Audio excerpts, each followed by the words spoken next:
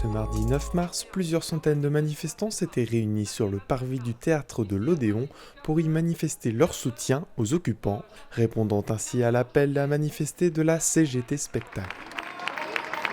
Et dans cette crise, il ne faudrait pas évidemment que, on n'ait pas simplement une crise sanitaire, ça nous l'avons, mais aussi qu'elle se double d'une crise sociale. À l'intérieur du théâtre, des intermittents occupent pacifiquement les lieux depuis le 4 mars. J'ai 22 ans, je suis comédienne. Je suis intermittente du spectacle depuis décembre. Et donc je suis là à l'Odéon depuis dimanche soir. On s'organise, il y a des tours de parole sur les actions à mener et concrètement ce qui est revendiqué c'est le retrait de la nouvelle loi chômage.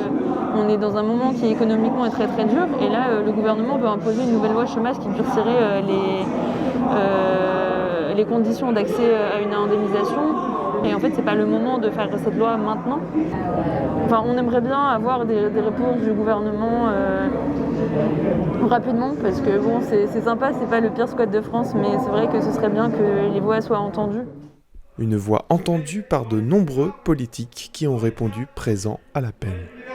Oui, parce qu'ils ont fait un tri entre ce qui leur paraît essentiel et ce qui leur paraît pas essentiel. Tout ce qu'on peut souhaiter, c'est que cette occupation soit un peu l'étincelle qui redonne de l'espoir. Et donc c'est important d'être là en soutien. Et en 68, on disait l'imagination au pouvoir. Je trouve vraiment que ce gouvernement en manque terriblement d'imagination. Et la ministre de la Culture brille énormément par son absence. Voilà. On doit réaffirmer cette primauté du lien, de la culture, de l'émancipation personnelle et collective. Et donc cette occupation est extrêmement inspirante et j'espère que ça peut déboucher sur un printemps des luttes, un printemps de la culture pour que la culture refleurisse à nouveau. Affirmons la culture comme un bien essentiel pour notre société. Sous un règne arbitraire et des singes en docteur décident du stérile. Un cri de désespoir avec lequel les artistes espèrent bien mobiliser et faire converger les luttes. Dans la foule, des universitaires viennent aussi manifester leur soutien. Ça nous concerne un peu directement, vu les domaines dans lesquels on est en cinéma, audiovisuel, les collègues de théâtre. On a ici beaucoup de gens qui sont parmi nos anciens étudiants.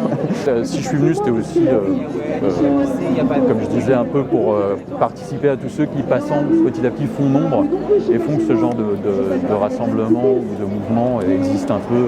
Parce que voilà, plus il y a de monde, plus il y a de chances qu'il y ait quelques images qui soient faites et quelques relais qui soient faits dans les médias et donc que ça existe un peu au-delà de la sphère concernée. En occupant une salle fermée pour raisons sanitaires, le bras de fer promet d'être long avec le gouvernement qui ne semble pas vouloir réagir pour le moment. Affaire à suivre.